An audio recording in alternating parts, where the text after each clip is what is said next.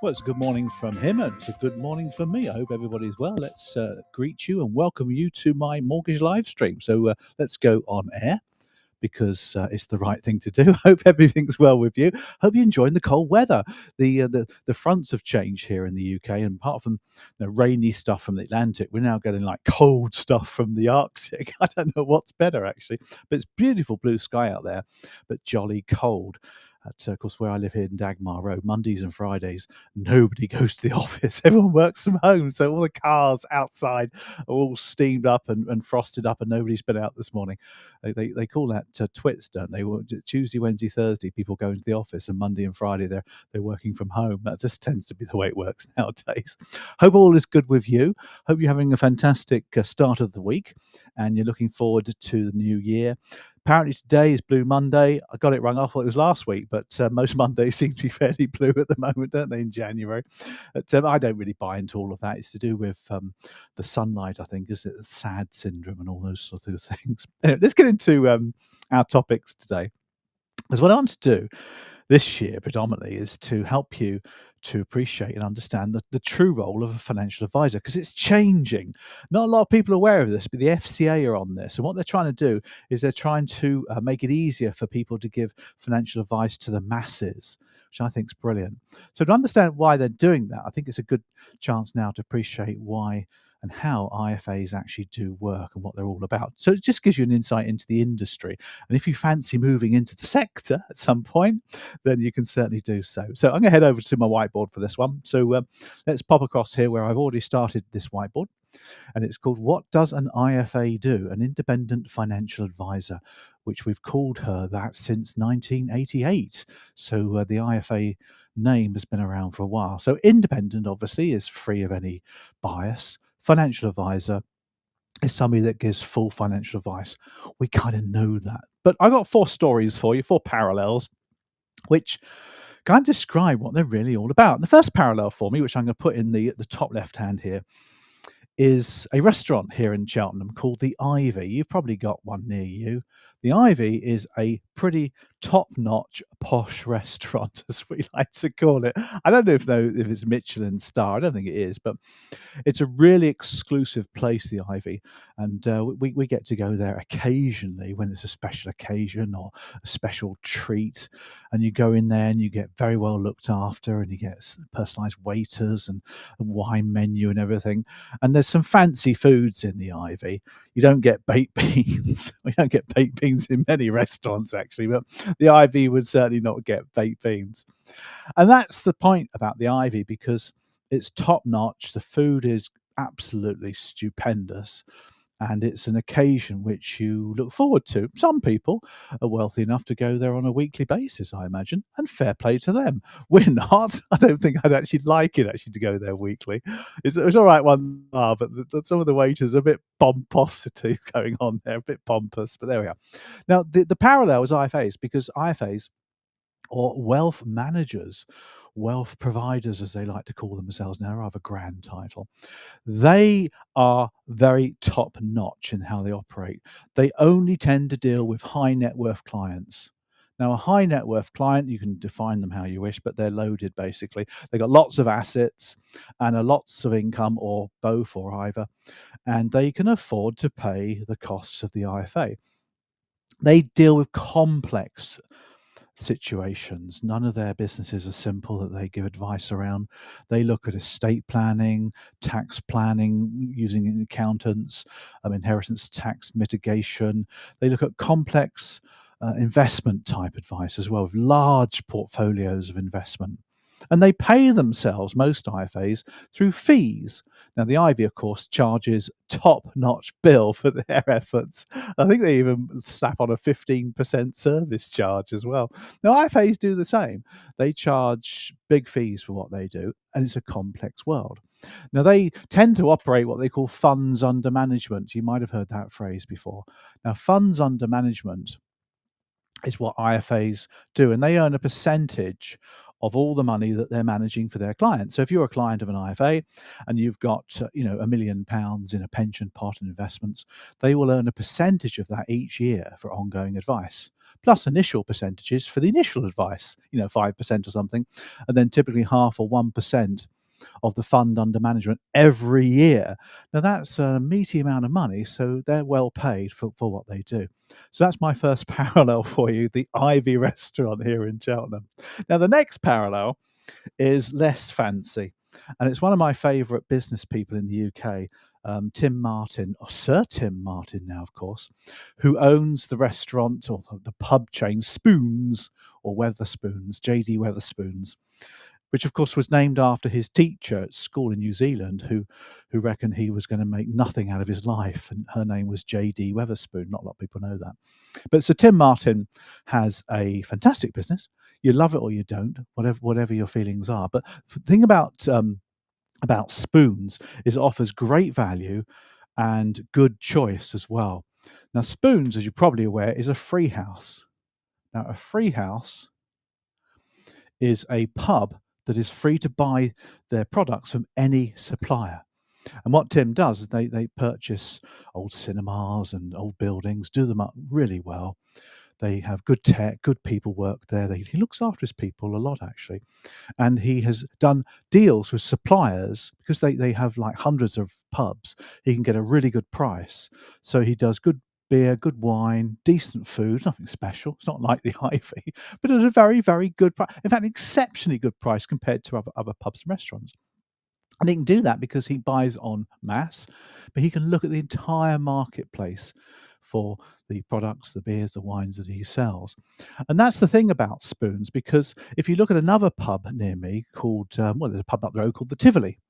Now, the Tivoli, I believe, is a tied house. It's a brewery-owned pub, which means they can only buy the beer from the brewery, whatever that brewery brews, so they can only buy that. So effectively, therefore, the people that own the Tivoli pub are agents of the brewery, whereas Tim Martin is agent of his customer, because he's got his customer interests, and therefore he can look at the right product. Now, that parallels exactly what IFAs do. They are independent. They are the agent of their client. And that's really important. So let's put that up here for you. They are the agent of their client or customer, whatever you want to call them. They therefore can and should look at the entire marketplace for all financial products. Investments, pension, provision is mostly what they get up to. Now, a restricted financial advisor, example is St James's Place, a restricted financial advisor is a financial advisor by trade, but they are restricted to a particular company's products and services. SJP, for example, are restricted to their own fund management arm. It's damn good what they do, and they perform very well. Some argue not, but they do perform very well. But they can't go to other fund managers. They can't go to Avivas and people like that for their investment advice. So that's the thing about IFAs. They are independent.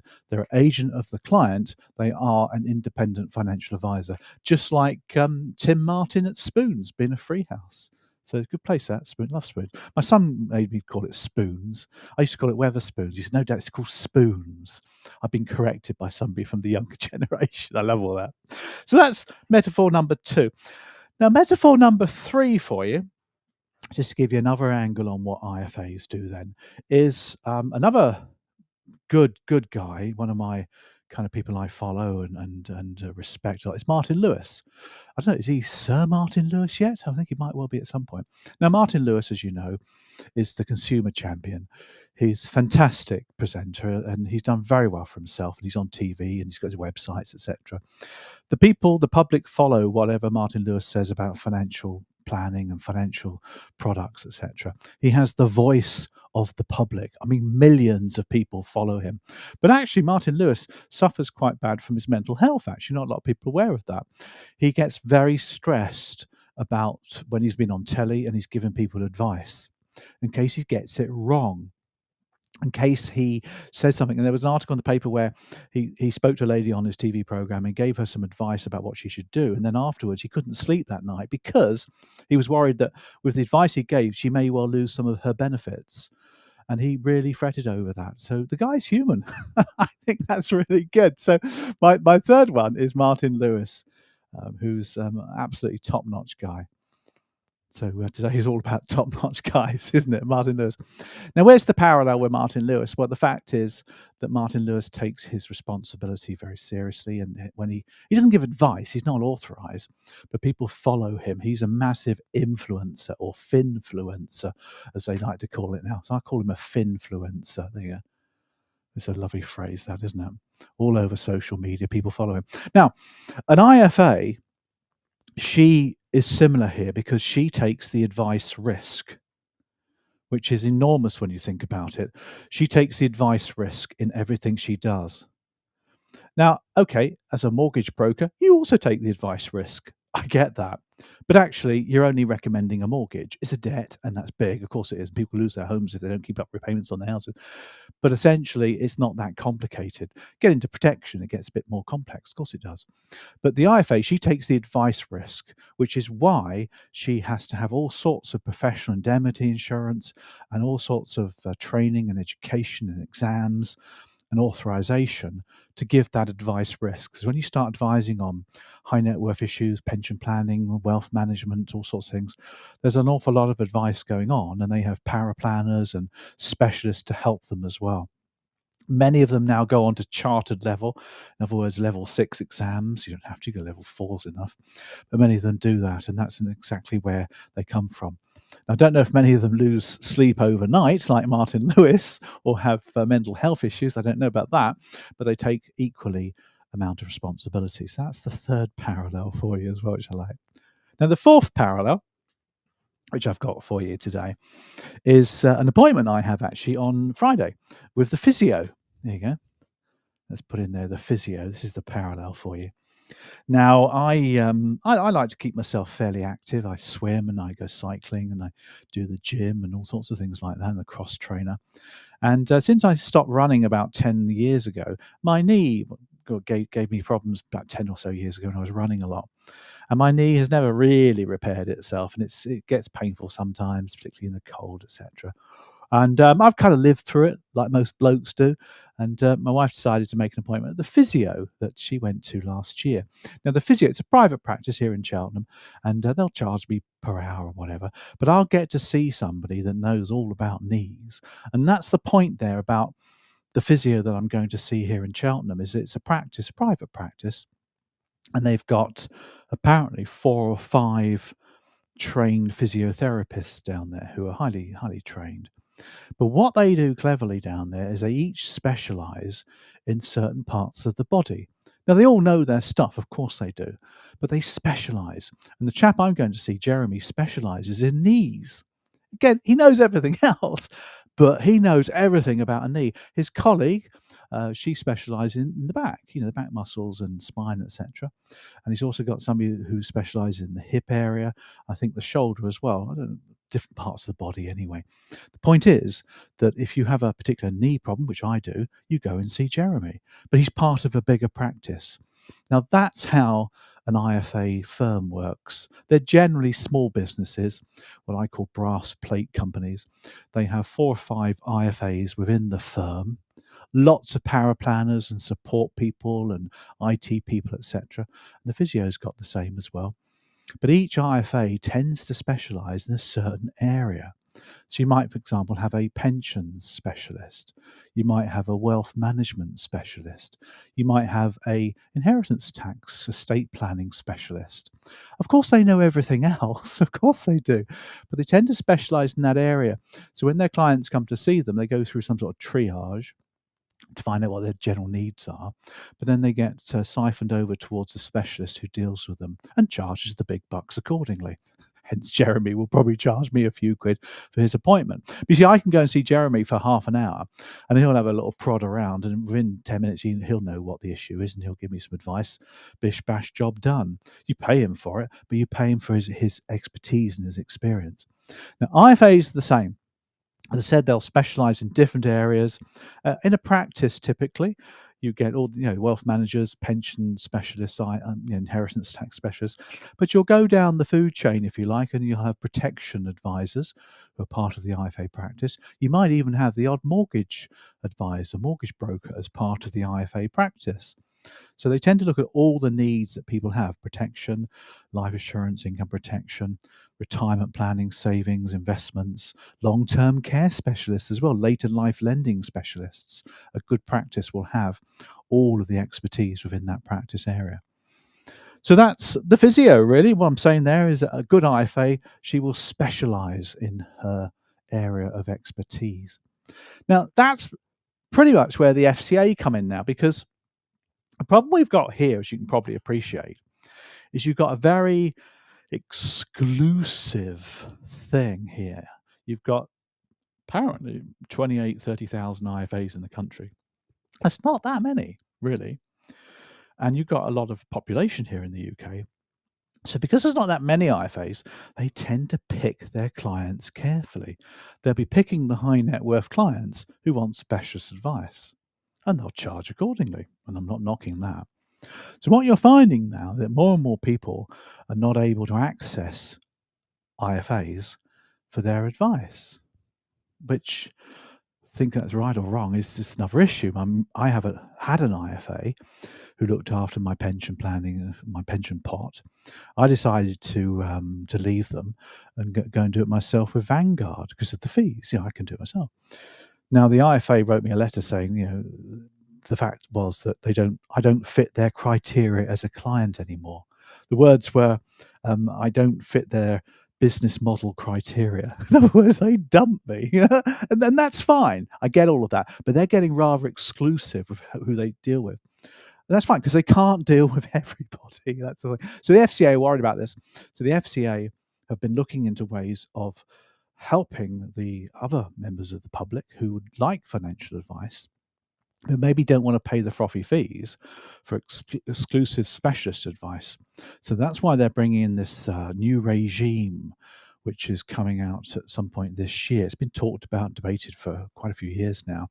And the new regime will allow people to start up a financial advising practice, but being able to give advice to not so much high net worth clients, lower fee levels, if you like. The new practice that they create will probably have less exams required than Chartered Level 6. The compliance might be less onerous.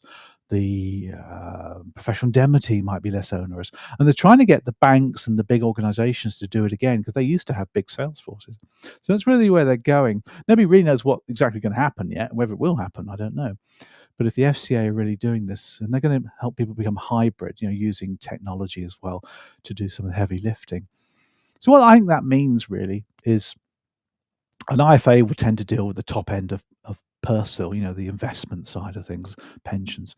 Whereas a good IFA, I think, should be able to look at somebody's entire need areas, holistic planning, mortgages, protection, maybe a little bit of pension planning, maybe a little of the later life stuff at the end of their lives, which is not particularly complex and therefore doesn't warrant a full-blown IFA. And that's, I think, an area where good mortgage advisors can move into. So they have a client who's not exactly a rich client, they're just a normal person, but they want advice. They're willing to pay for it, not huge bucks, but they're willing to pay to get generalized, holistic financial advice.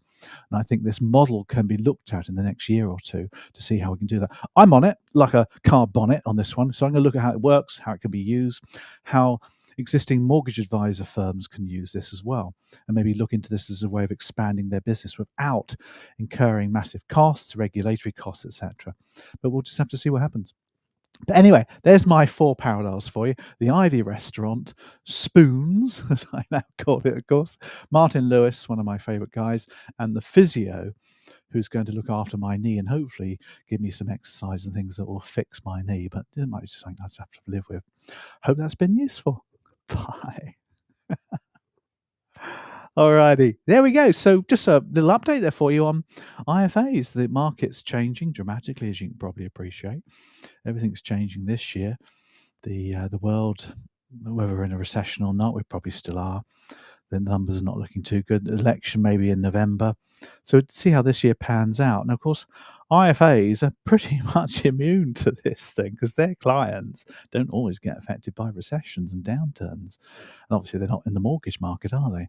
So they're sitting fairly well with their business model. And I'd like mortgage advisors, mortgage brokers to do the same, because at the moment your market is cyclical, and you don't want it. You want it to be smooth along the way. So if you get a practice of all sorts of different areas of advising, I think that's a great way to go, isn't it? So we're on it this year. We're going to help you through that. We're relaunching our route to financial advisor later this year because the LIBF changed things. So we're launching that, and we'll keep you informed of that one. So as always, if you're not on my database or our database, please get on there. There's the QR code for you. And if you're listening to this on the podcast, it is in the show links just below. So you can get onto our database, and we'll keep you informed of things as we go along. Other than that, I hope you have a fantastic week. It's looking great blue sky weather out there, cold but sunny, and I love all that, don't you? So let's enjoy the week, have fun, and we'll see you all again next week. So see you soon. Bye.